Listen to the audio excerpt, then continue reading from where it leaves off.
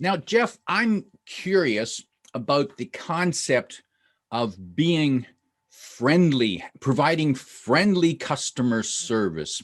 And some customer service providers seem to think that that's their goal. And sometimes it just kind of annoys me. They're over the top.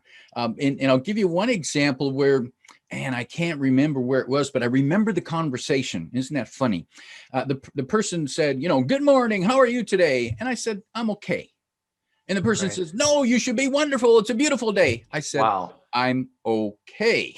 And Yeah, I'm you getting asked. less than okay. Now, Well, yeah, that's a great example, and in fact, that's a big determinant between how we might grow a relationship. So if our intention is we want to become the customer's best friend, I think we're setting ourselves up for failure. People may not like us for a lot of reasons beyond our control. I mean, they may not like us because of our our gender, our ethnic background, um, our height. I don't know, our name. Our name reminds them of somebody that they didn't like back in elementary school. I mean, who knows these things? Trying to be somebody's friend, that's an organic, natural thing. It's going to happen or not. However, I really encourage my clients and the folks who are attending my seminars to have the goal, rather than focus on trying to be somebody's friend, let's focus on trying to become somebody's trusted advisor. And when you think about it, a trusted advisor, my accountant, for example, I see him, Hazim. I see Hazim maybe once or twice a year, and we don't have a lot in common. But I mean, I spend thousands of dollars every year between our personal and corporate taxes with this guy, and I don't plan on going to movies with him or anything like that. But I want him to help me with tax planning, and that's what I'm looking for. And so that, which begs the question to your example, George, about somebody commenting and saying, no, you shouldn't be okay. You should be fantastic. To me, one of the biggest determiners of whether somebody is seen as a friend or a trusted advisor comes down to the way that we listen. Now, I expect that we all think we're good listeners, but somebody who is a good listener doesn't just listen with the idea of what we have in common.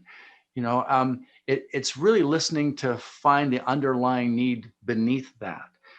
So, for example, when somebody says we're okay, we could say, oh yeah, me too, I'm not very good. Well, it's not about them and us. It's not about our feelings. In fact, I wrote a little poem. I don't write very much poetry. In fact, this is probably the only thing, but I mentioned that friends compare and overshare, advisors ask and stay on task. So for example, when you ask somebody, so what movies do you like? And their response is, oh, I saw such and such a movie. Oh, really? I saw that movie. We tend to look for commonalities because we're trying to be friends. Whereas as an advisor would ask, oh, really? You went to that movie? Really? Why that movie? What do you like about those movies? And they find out a lot more. So to your example, George, about somebody going, you're okay.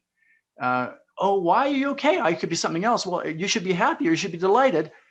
Okay. Yeah, really? What's going on? Now you're going to have a lot better response than the trite responses of let's just be cheerful and over the top, which loses trust. And I know that this goes to both folks in Canada and the US and probably around the world, George, your intended message. I think for most people, when they reach a certain level of maturity, they're put off by people who are artificially happy, so to speak.